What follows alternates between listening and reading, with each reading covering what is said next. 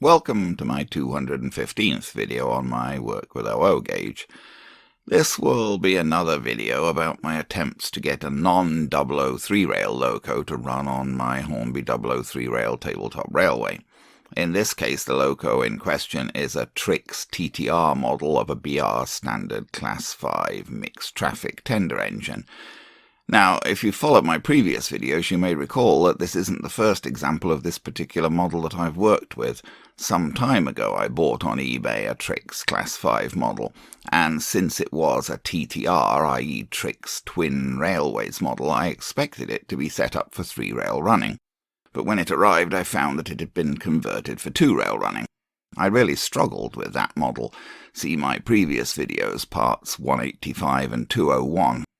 And when I finally more or less managed to overcome the problems that I had getting it to run as a 3-rail conversion, one of the driving wheels broke and the motion fell apart.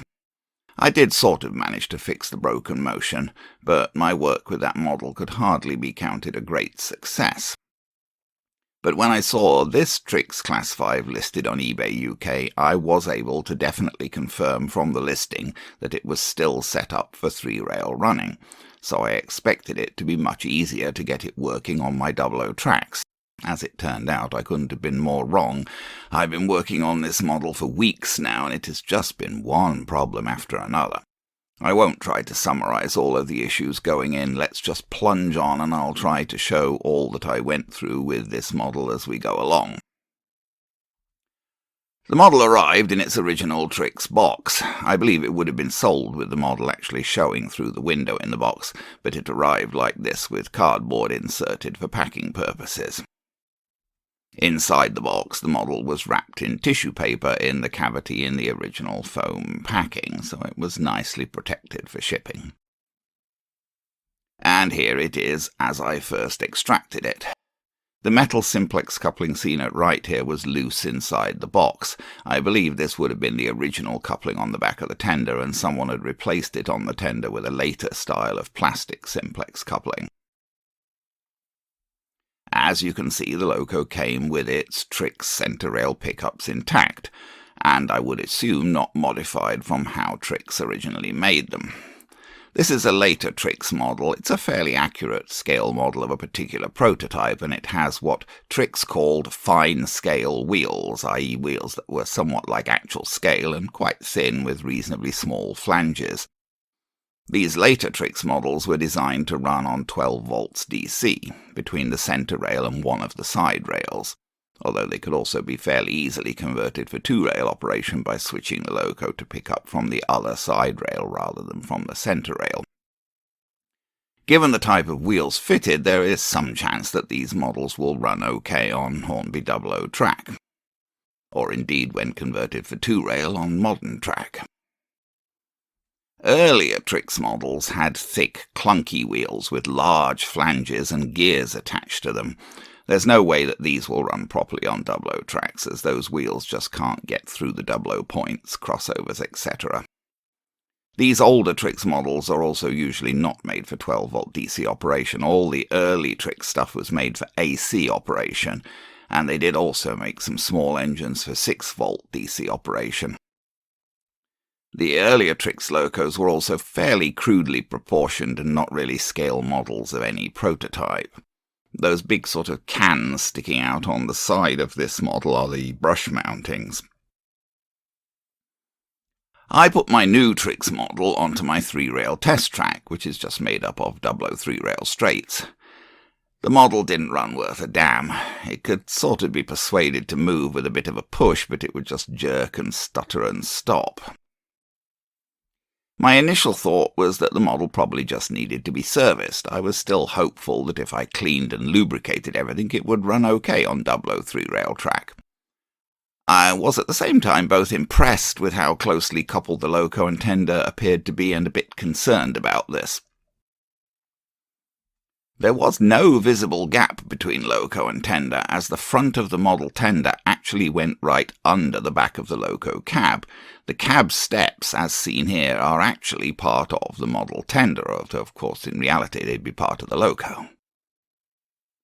This does mean that when the model is going round a curve, the steps turn with the tender rather than staying aligned with the loco cab as they really should. Also, because of the close coupling, this was the maximum angle that the tender and loco could be bent to. I was doubtful as to whether this would be sufficient to allow the model to get round standard Dublo 3-rail track curves, which are only 15 inches in radius, equivalent to modern first radius curves. I tried the model on a Dublo standard curve, and indeed it was not possible for the model to fit onto the curve with both the loco and tender wheels on the track. Here's the model on the curve seen from the bottom.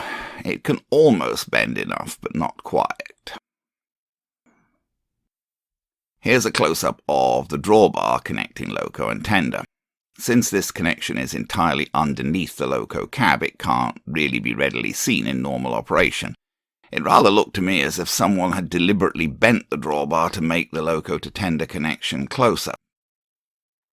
I took off the drawbar by removing the screws at either end. Here are the drawbar and the screws. The screw for the loco end is much longer, as it also serves as a body retention screw.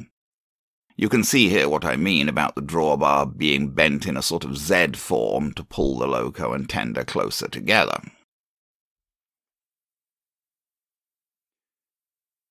There is a wire passing from the tender to the loco, as pickup from the side rail is only from the tender wheels. You can see the wiper pickups on the upper tender wheels here. Pickup was only from one side, as standard for Trix twin railways, since the idea was that you could power two trains separately on the same connected tracks, both getting power from the centre rail, but using the two outer rails powered separately, one for each loco. I removed the front bogey from the model to make it easier to work on things. There was no body retention screw head visible under where the bogey had been mounted. I turned the model over. The front body retention screw was in the chimney. I undid the screw in the chimney. And with that screw and the tender drawbar screw removed, I was able to take the chassis out of the body, although not to separate it completely, as it was still attached by the wire coming from the tender, which passed through a hole in the back of the body. I propped the chassis on blocks and applied power directly to the brushes. The chassis ran absolutely fine like this, with no extra noise from the motor and no signs of binding in the wheels or motion. So apparently the reason that the model wouldn't run on my 3-rail test track wasn't really that it needed servicing. It actually appeared that the worm and gear had been lubricated quite recently and they ran quite smoothly. I wondered if somehow the body was causing something to bind. I put the chassis back in the body and tested with the power applied to one of the tender wheels with a pickup and to the centre rail pickup on the loco. Again, everything worked fine, so apparently the body wasn't causing anything to bind. That rather left it looking as though the failure to run on the tracks must be caused by pickup problems. I examined the tender pickup arrangements.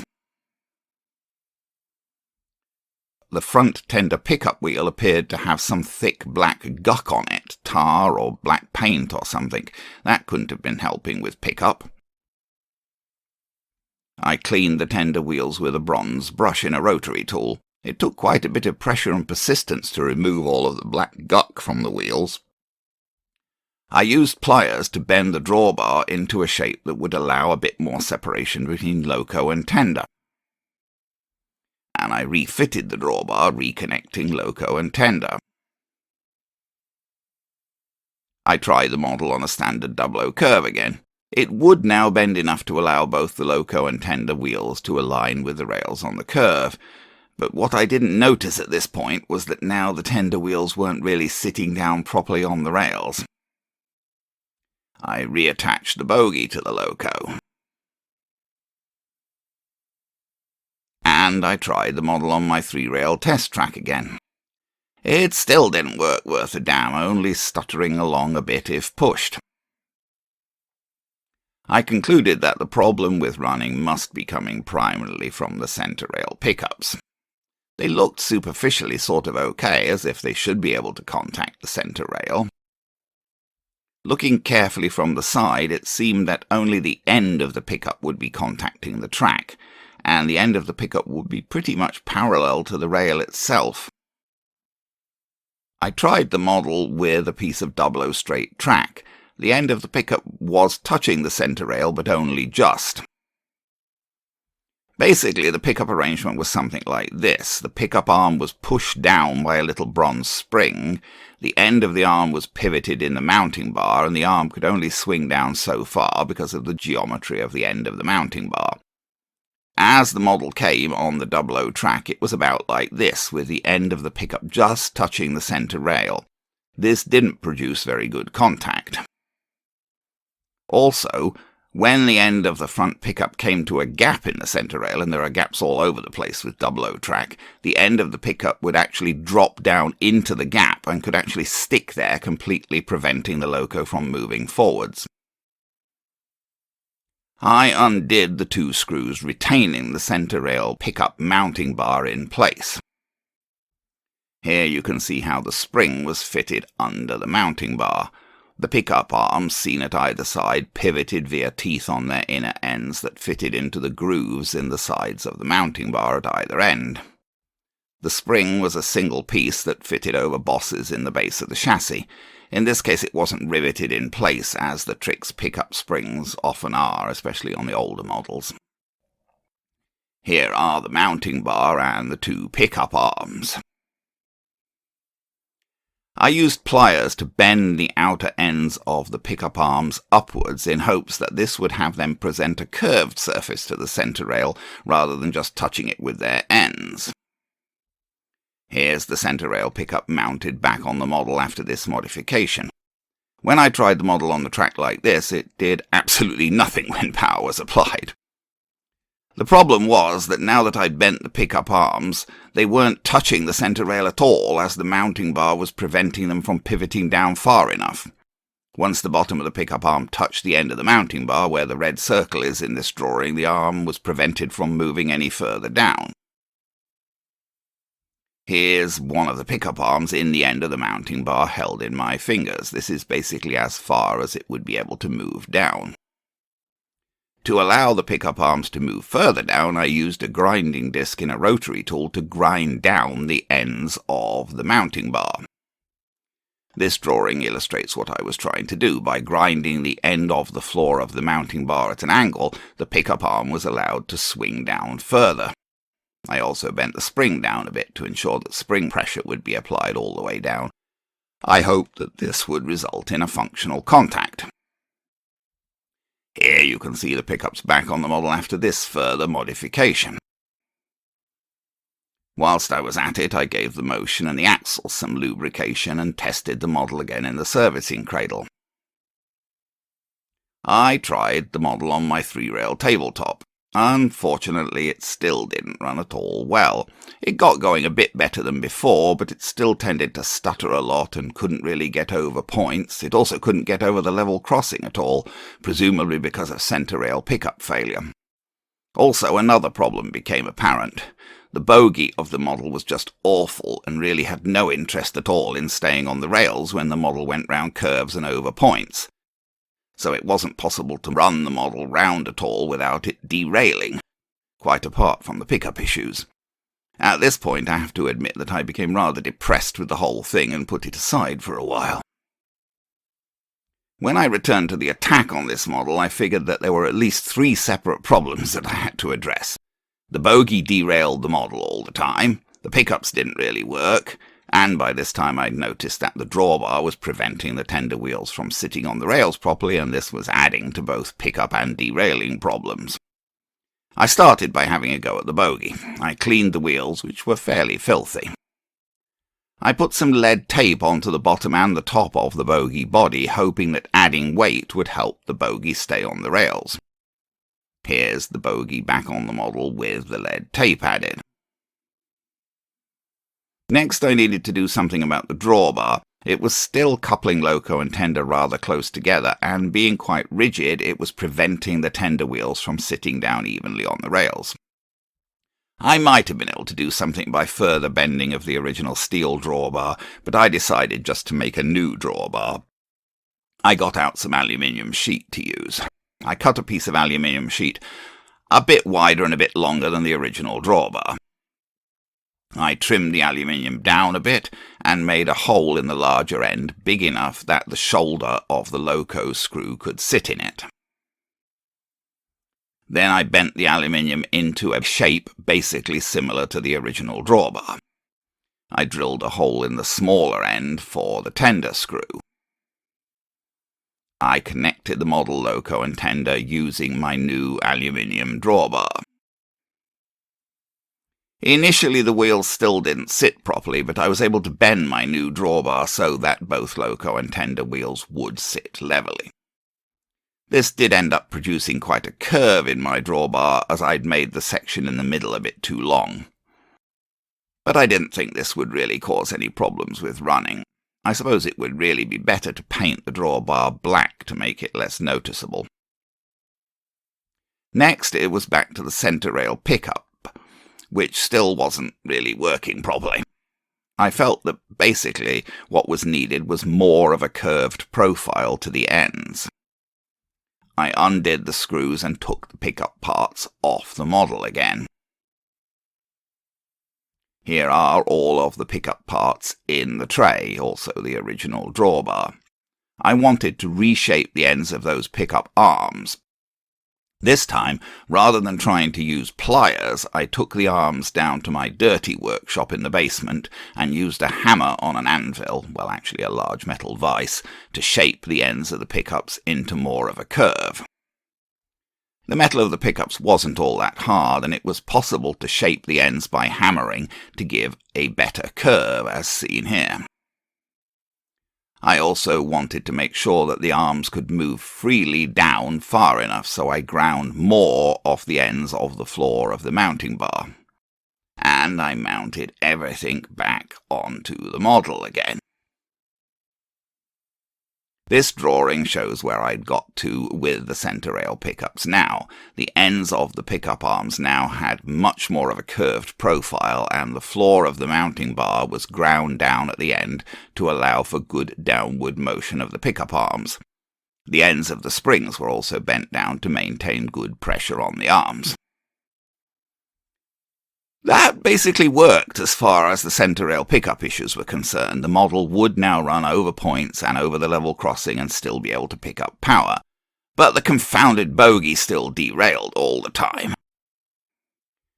I recalled that I had similar problems with the Bogey of the mainline Jubilee that I converted, and I solved the Bogey derailing problem there by replacing the Bogey wheels with Dublo wheels.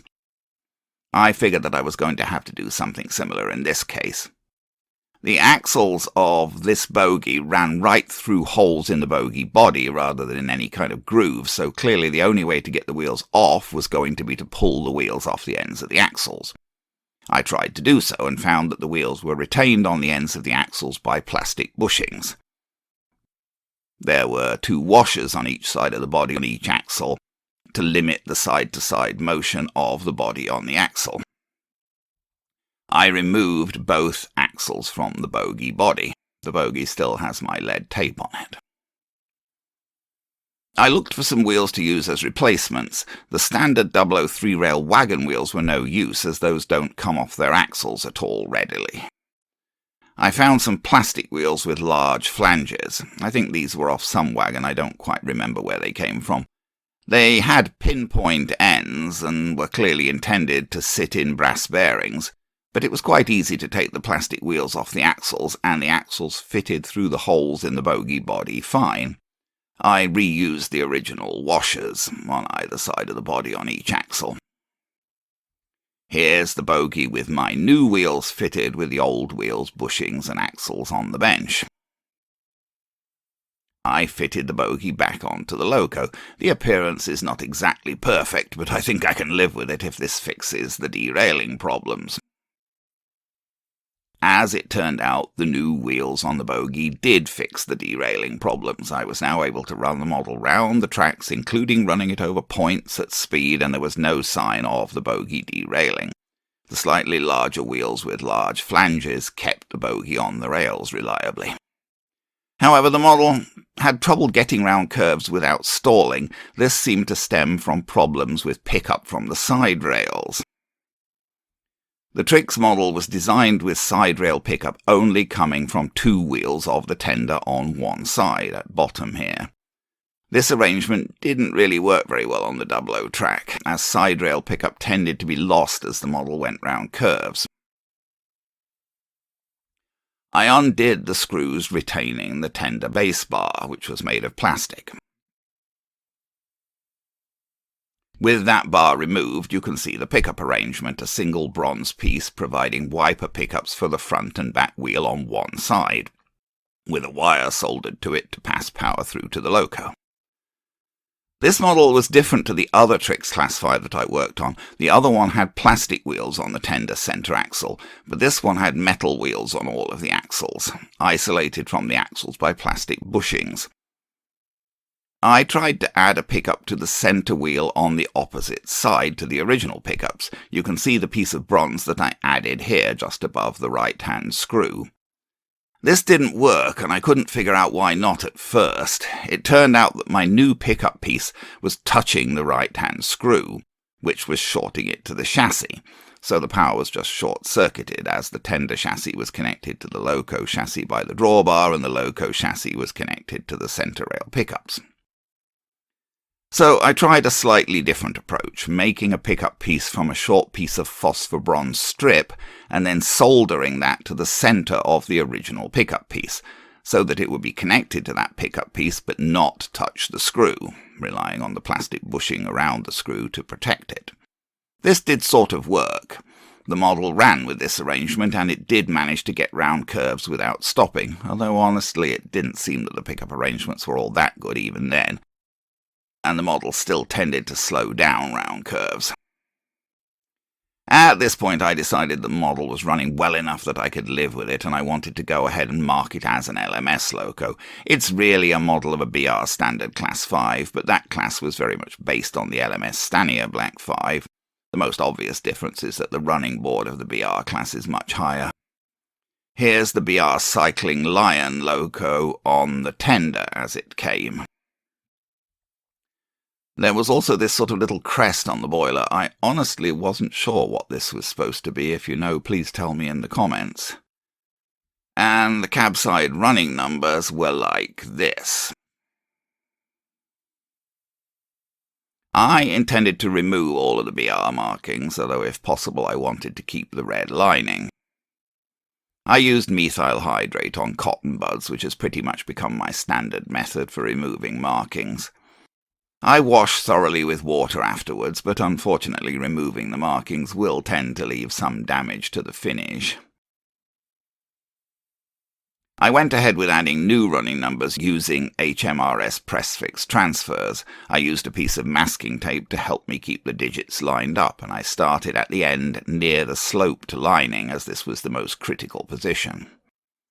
I went with the number 5038. This number belonged to a Black 5 built at the Vulcan Foundry in Lancashire in 1934.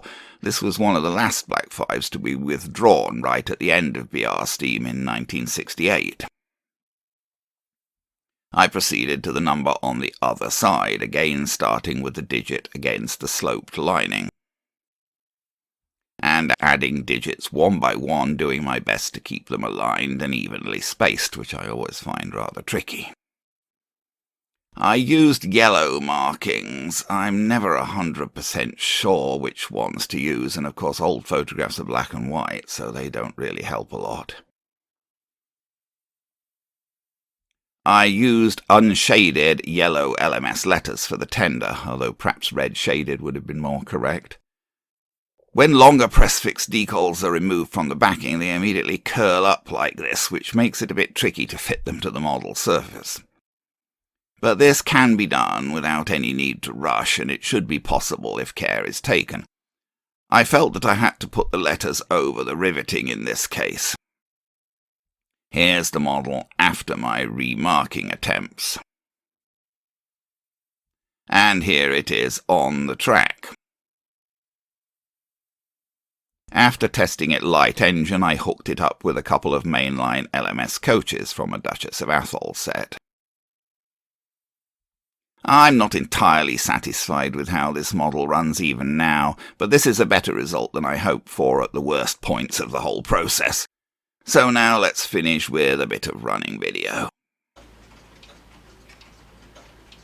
To say that this locomotive model, it's a Trix class, a BR class 5 is what it's intended to be. I'm sort of vaguely pretending it's a black 5, but it's really a Trix 3-rail model of a BR black standard class 5. And to say it's been a bit temperamental is an understatement. It's honestly been pretty much torture. I've been working on it for weeks, and it's just been one problem after another. But let's see how it'll run now. I've solved a lot of problems with it. It's still, although I've done lots of work on its pickup situation, it still doesn't pick up as well as it might. So, let's try and hit a sort of moderate speed with it. Because it doesn't pick up well, trying to run it too slow isn't a great idea, but on the other hand, I don't want it to run terribly fast. It had a lot of derailing problems. I'm hoping I've solved the derailing problems now. But the pickup problems, see, it tends to slow down as it goes around the curves, because it's just not picking up so well as it goes around the curves. If I try and run it slowly, it's apt to even stop in that tunnel, because, as I say, its pickup situation is still not ideal. I think it's mainly the tender pickup situation that's a problem. I put an extra pickup on the center wheel on the opposite side to the Trix pickup, so it originally just had pickups from 2 wheels on one side of the tender for Trix, because Trix inherently only picks up from one side rail, and it really had trouble going around corners like that, so I put an extra pickup on the center wheel on the other side, which has certainly helped it get round corners, but it still struggles a bit. This is about as good as I can do with it. I think I'm going to sort of slow it down for a stop now. Let's just stop there. That was not an accidental stop, that was a deliberate stop. So, you know, it sort of goes now, and I think that's about the best I'm going to do with it. I mean, I could tinker further with the pickup situation. I could try and fit some kind of pickup to the left-hand wheels on the loco, which would probably improve the pickup situation, but it'd be a whole bunch more work, and I don't honestly know that I can be bothered. As I say, I've already spent weeks working on this thing, and I've, you know, I've sort of got it working now, not too badly.